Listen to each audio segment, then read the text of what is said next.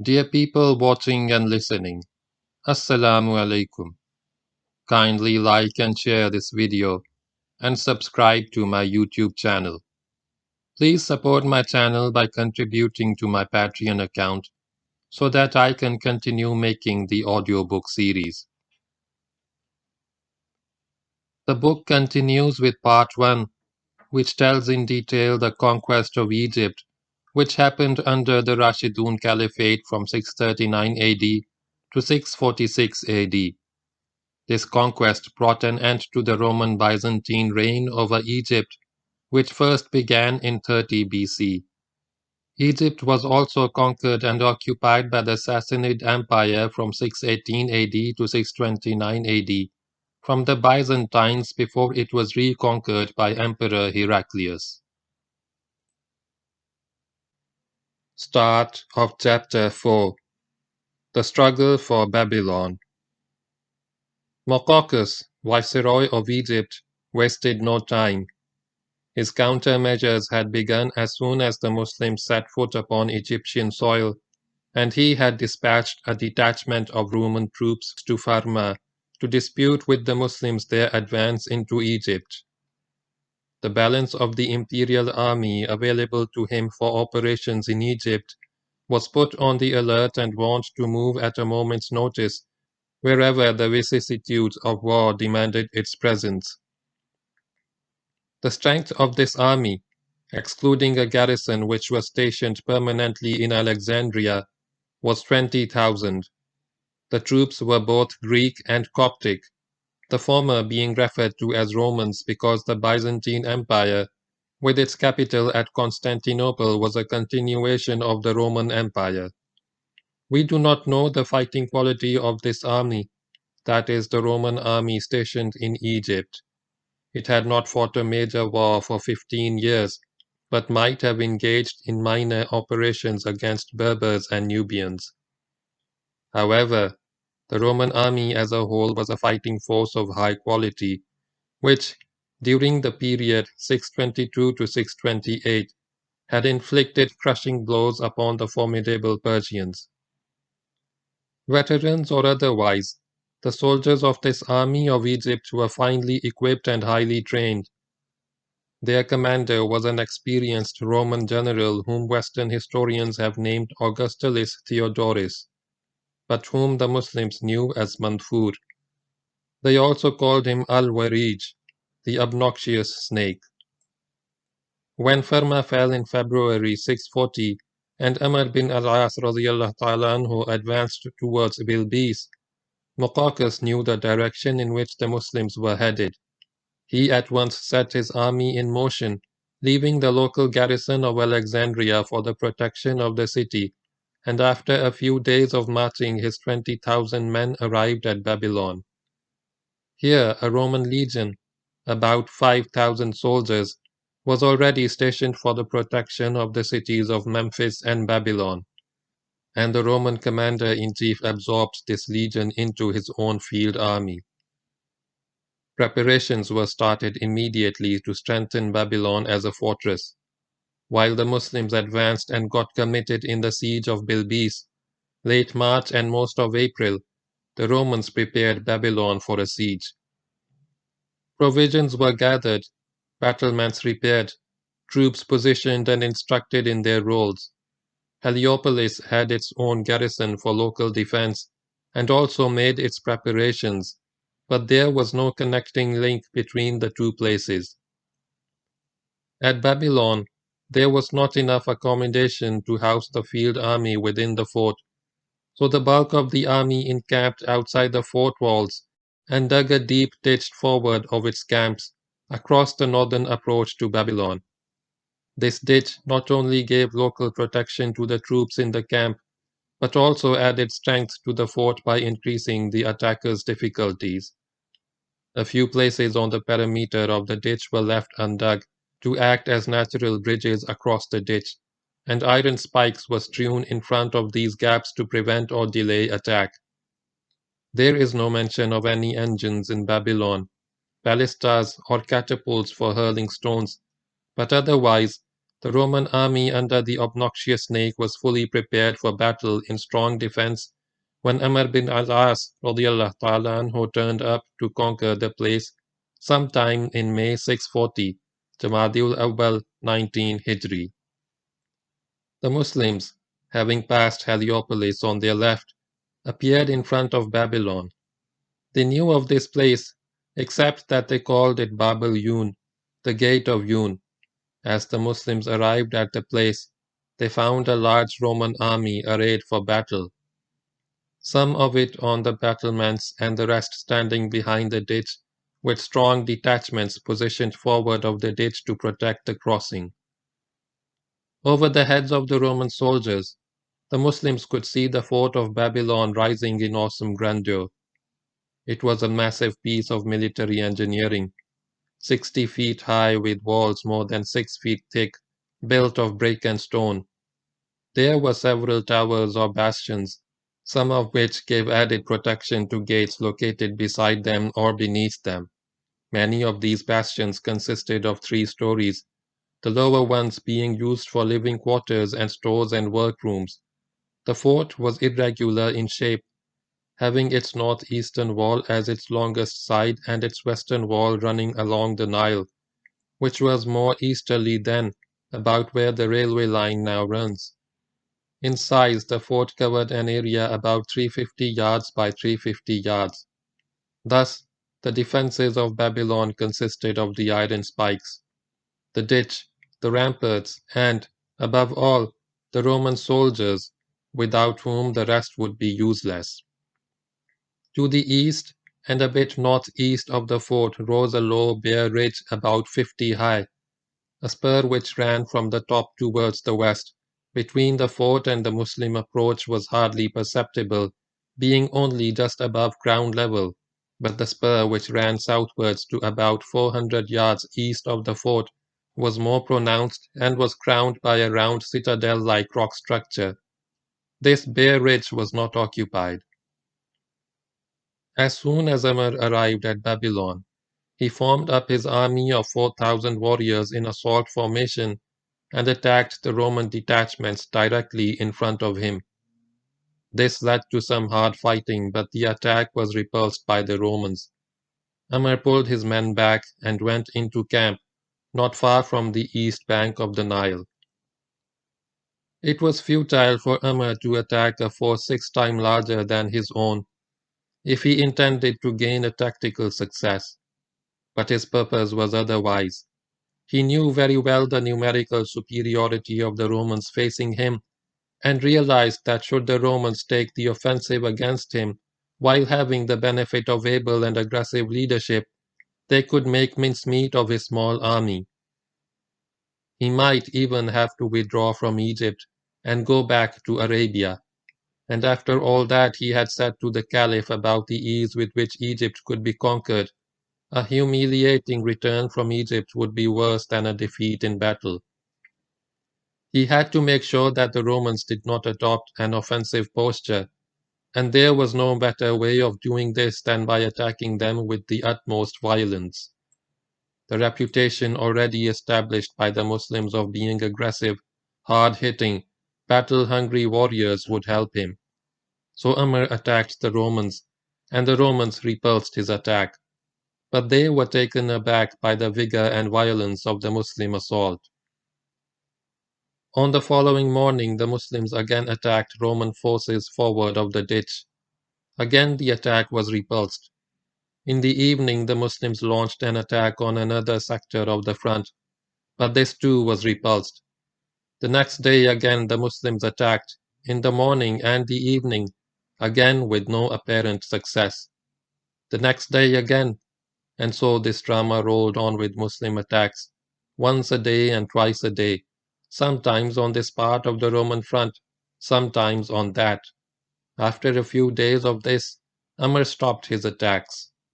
He had achieved his purpose, albeit a short-term one, and to make his few troops appear more in strength, he split them into small groups and spread them out over a large area. The Romans were not deceived. By now they had come to know the Muslim strength and saw through Umar's stratagem of spreading his troops to make them appear numerically stronger. Sometimes when talking to the Muslims across the ditch, they would laugh and say, "We know what you are doing. We know that your strength is only," and they would give the exact number of soldiers in the Muslim army. The Romans knew the Muslim strength and laughed at their unsuccessful attempts at deception, but they never came out of their defenses. Such had been the impact of the Muslim attacks, as intended by Umar, that the Romans adopted a totally defensive posture and preferred the safety of their entrenchments to fighting in the open. In the numerous clashes of arms which took place, the Romans were individually no match for their adversaries. It was only their greater numerical strength and their better equipment which enabled them to withstand the assaults of the finely trained, superbly conditioned and battle-hardened soldiers of Islam. It would be several months before they would pick up enough courage to come out of their defenses, and in order to keep them that way, Umar would continue to launch occasional raids against now this detachment, now that one. Umar waited. Having put the Romans in a defensive mood, he gained the advantage of the initiative and freedom of action for his small army and ensured its survival in the land of Egypt. But this was a temporary expedient, actually a negative one if it did not lead to more worthwhile results. Umar could see no way of achieving victory with the prevalent ratio of relative strengths, but he waited with the characteristic patience of the desert Arab for an opportunity to present itself. He was averse to writing to Umar for help, averse to admitting his failure to take Babylon, and his error in assuming that the conquest of Egypt would be a picnic. The thought of writing such a letter hurt his proud spirit. For 2 months the confrontation wore on with the Romans, sitting tight in their defenses and repulsing the frequent Muslim attacks against the crossings of the ditch. The Muslims began to tire. There was no sign of victory, and they were not getting any stronger. Umar now felt that he could delay matters no longer. He would have to come off his high horse and eat humble pie. So sometime in July 640, Rajab 19 Hijri, he wrote to Umar radiallahu ta'ala anhu and asked for help. The Caliph was impatiently awaiting results. At this time there were no very serious actions being fought in the Persian theatre or the Syrian theatre. The most active theatre was the Egyptian one. The Caliph had only reluctantly given permission for the invasion of Egypt against his better judgment, but having sanctioned the expedition, he was not the man to take a negative, "I told you so" attitude. Within days of receipt of Umar's letter, reinforcements from Arabia were on their way to Egypt. They moved in groups. Their movement went on for 2 to 3 weeks, and a month after he had sent his plea for help, that is in about August, Umar received 4,000 reinforcements. Umar took up the offensive with greater vigor. Again he attacked the Romans at the crossings of the ditch, putting in assaults morning and evening, but his attacks could make no headway against Roman resistance. They cut down a large number of Romans, but they did not make a single dent in the defenses of Babylon. The attacks had to be called off. Not knowing what else to do, Umar again wrote to the Caliph and pleaded for more help. Zubair bin al-Awwam was a fine man. He was a fine soldier, a fine leader, a fine person, noted for his chivalrous nature and his prowess, strength, and courage as a fighter. He was a cousin of the Prophet sallallahu alaihi wasallam, his mother, Safiya radiallahu ta'ala anha, being a sister of the Prophet's father, Abdullah, and Safiya too was quite a lady. In the battle of the ditch, she had single-handedly fought and clubbed an enemy soldier to death. Zubair was a fine-looking man too, with a fair complexion and a thin beard. He was more than of medium height, though not tall. He had fought in every battle of early Islam beside the Prophet sallallahu alaihi wasallam, and was one of the most trusted of the Prophet's companions, radiyallahu ta'ala anhum ajma'in. What is more, after the Prophet's death, sallallahu alaihi wasallam, he had continued to serve on distant fronts, unlike many other top-level companions. He had fought in the Battle of Yarmouk under Khalid bin al-Walid radiyallahu ta'ala anhu, and his wife, a daughter of Abu Bakr radiyallahu ta'ala anhu, had been present with him in battle. As a companion, Zubair belonged to the highest stratum. There were 10 Muslims who had been informed by the Prophet that they had already been accepted by God in paradise, and these 10 were usually referred to as the 10 who have been given the glad tidings, and sometimes simply as the 10. Zubair was one of the 10. Time hung heavy on Zubair's hands. He had continued to serve in the Syrian theatre until the campaign ended with the fall of Antioch late in 16 Hijri. Then he had returned to Medina. After more than 2 years of peaceful living, however, he felt like going out again and seeing a little more action before the years caught up with him. He had Antioch in mind. It was about now, August to September, that the Caliph received Umar's second request for help. It did not endear Umar to the Caliph. The lack of results on the Egyptian front had already troubled Umar, and the way Umar had talked him into the campaign, making it appear easy when in fact it was not, and getting him involved against his wishes, rankled like a thorn in his side. He actually thought to remove Umar from command, not because of any lack of ability on the latter's part, but because another man with a higher standing in Islam might achieve better results through God's blessings. Umar did not rate very high as a companion. Even the reinforcements sent from Medina in the future would have to have a sprinkling of senior companions. Absorbed in these thoughts, Umar met Zubair. Suddenly he felt that he had found his man. "O father of Abdullah," said the Caliph, "would you like to take command in Egypt?" The noble Zubair did not seek rank or authority. As one of the 10, he already had more veneration and affection than any man could desire.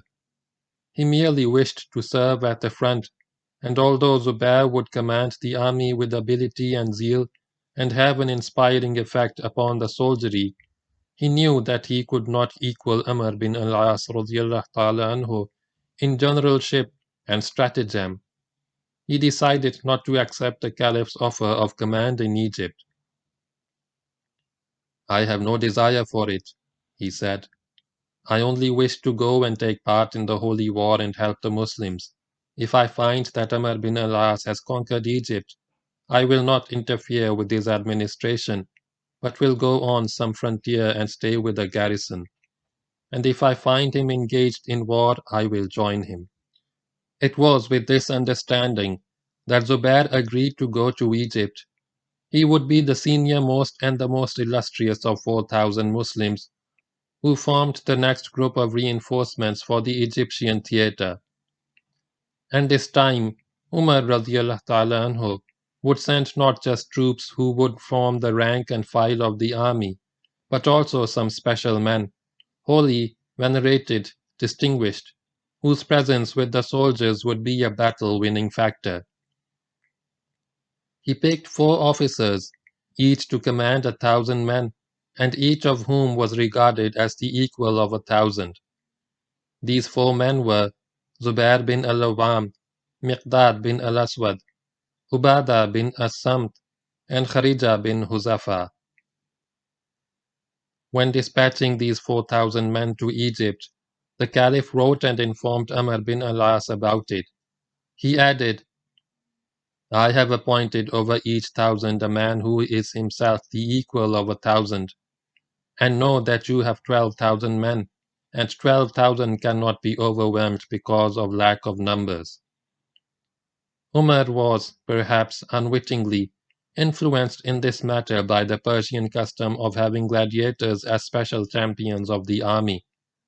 The Persians would pick out young men noted for their strength, size, and ferocity, and have them so highly trained in the arts of combat that they would become the perfect specimens of the fighting man.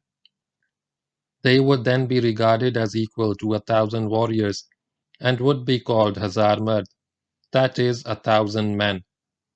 Sometimes, a general wishing to reinforce a part of the front would send one of these fearsome fighters and claim that he had sent 1,000 men, and such was their performance in battle that no one ever disputed their title, Hazar Mard.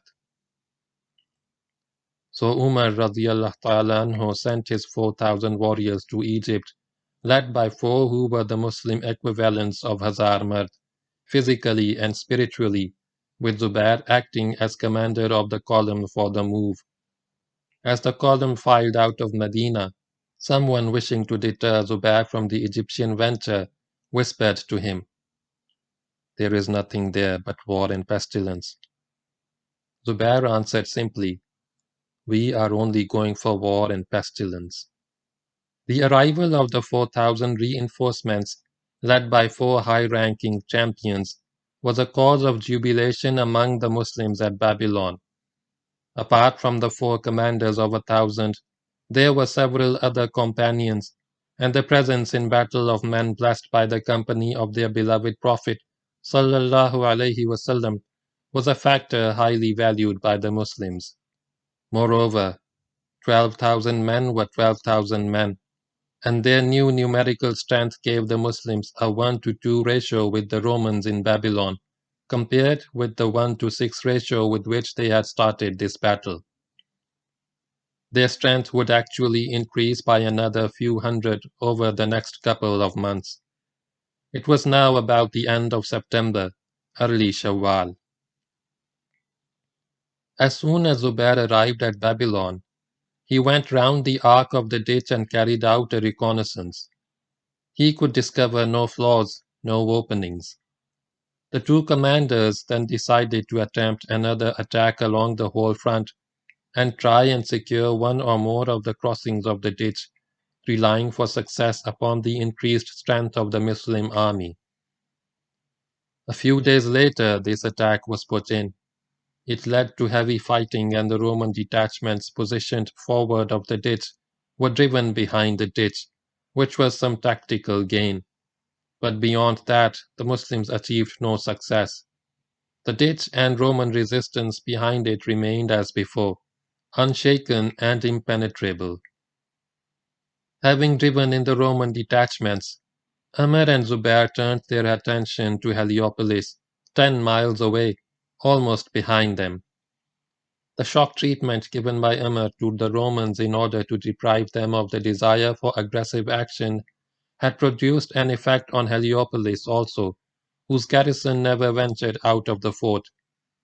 But the possibility of its coming out was always there. Whether some event occurred to draw Amar's attention to Heliopolis, or Zubair pointed out to him his strategical vulnerability, we do not know. But Amr somehow realized the danger inherent in leaving Heliopolis in Roman hands. Should the main Roman army make a sally from Babylon at the same time as the garrison of Heliopolis come out to operate behind the Muslims, the latter would be sandwiched between 2 forces and suffer grievous harm. They could even be wiped out. So Amr took a large part of the army to deal with Heliopolis, leaving a sufficient number to keep watch over Babylon. The very first action was a cavalry clash just outside Heliopolis, in which the Romans seem to have done rather well because the Muslim cavalry became very cautious after this. Amr was angry with the troopers and abused them, whereupon one trooper, a fellow from the Yemen, said, "We are not made of stone, nor of iron." What happened to the soldier thereafter we do not know, but such cases of insubordination were rare among the Muslims. However, shortly after turning to Heliopolis, Zubair scaled the wall of the fort, followed by a few hand-picked warriors, and the local garrison sued for peace. They got it, on payment of the jizya, and were happy to see that no other burden was imposed on them. Having cleared Heliopolis of enemy soldiers and eliminated the threat to their communications and their rear, Amr and Zubair led their troops back to Babylon. They returned to find the Roman detachments re-established forward of the ditch, like before, and the Roman camp buzzing with activity, unlike before. It was now sometime in October 640. The mood of the Romans had changed. We do not know the reasons for this. Perhaps the failure of the Muslim efforts to breach the Babylon defenses had made them bolder. Perhaps the Muslim presence on their soil and the Muslim living off their land had made them more angry. Perhaps the arrival of reinforcements from Arabia and the possibility of even further additions to the Muslim strength, with the spectre of the siege continuing indefinitely, had made them more desperate. Whatever the cause of their change of mood, the Romans came out of their camps, crossed their ditch, drove back the Muslim regiments nearest the ditch, and re-established their forward detachments. They were now spoiling for a fight.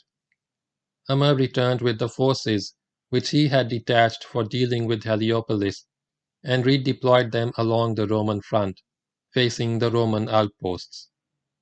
They were back to status quo ante, and then shortly after, the Romans began to sally forth across the ditch and actually attack the Muslims.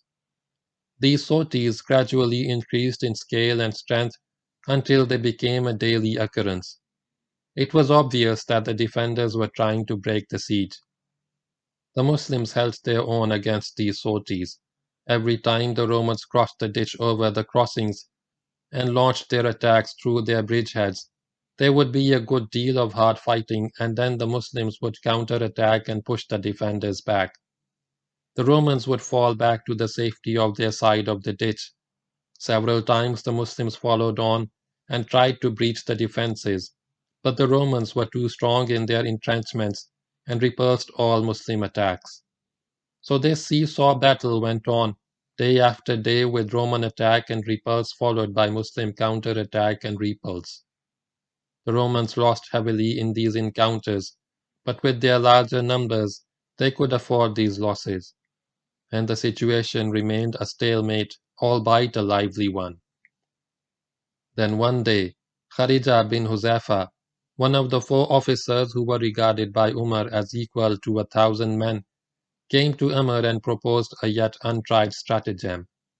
It would lead to a risky operation, but the plan was nevertheless a brilliant one.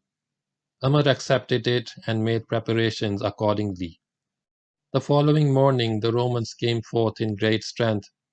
They were getting more desperate with the passage of time and were determined to break the Muslim hold on their city. As they launched their attack, the Muslims fell back, showing signs of distress which delighted the Romans.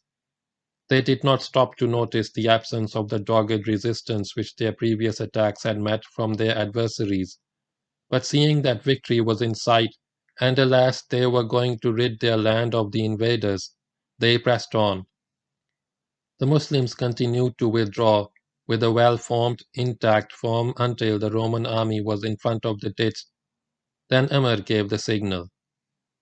The next instant, 500 horsemen led by Kharija bin Huzaifa broke cover and rode out from behind the southern spur of the bare ridge. A fast gallop across the plain and the Muslim regiment was at the ditch, behind the Roman army. Only the Romans standing on the flank saw the oncoming peril but were helpless to do anything about it. In the general mood of exhilaration which had gripped the Roman army, no one would pay heed to counsels of despair. Upon arrival at the ditch, the Muslim cavalry formed into squadrons, covering the crossing sites, and faced the rear of the Roman army. Kharija bin Huzaifa had got the ditch, and now awaited the next signal for action. The next signal was a thunderous roar of Allahu Akbar, as the main body of the Muslims attacked the front of the Romans. Knowing that the Romans were cut off from their base and wishing to fight them off once and for all, the Muslims struck with renewed vigor, and the Romans recoiled. Having been sure of victory a moment before, they were taken aback by the about-face of the Muslims. Stunned by the violence and speed of Muslim attack and reeling from Muslim blows, the imperial army began to fall back. though still in fairly good order. Never had the Romans seen such ferocity in the Muslims, but the worst was yet to come, and it came with the regiment of Kharija rammed into the rear of the Roman army. The plan proposed by Kharija for this battle was a beautiful one, simple in its essentials, daring in its execution. The main idea was to draw the Romans out of the protection of their ditch and bring them to battle in the open. According to Kharija's plan, the Romans would be allowed to advance on the Muslim side of the ditch. The Muslims would fall back to draw the Romans on and away from the ditch. Then Kharija, with 500 horsemen, suitably concealed on a flank beforehand, would dash out and come in behind the Romans. The last phase would be an assault by the main body of the army from the front, while the cavalry detachment attacked the Romans from behind. Amr had accepted the plan and acted upon it. During the night, a regiment of cavalry under Kharija bin Huzafa was positioned behind the southern spur of the Bear Ridge, and orders given to the rest of the army for the maneuver. Before dawn, everyone was in the know of the plan and the part that he had to play in the forthcoming battle. And now, as a result of Kharija's plan and Amar's skillful handling of the battle, the imperial army was under attack from front and rear. The fighting became confused as the Romans tried bravely to stem the Muslim advance and at the same time protect their rear from the Muslim cavalry. They were tactically in an impossible position, sandwiched between two forces, and heaps of Roman dead littered the battlefield. Hemmed in from all sides, they were gradually crowded into a tight mass with little room to maneuver and hardly able to use their weapons. There was some panic, but the officers still had control over the men.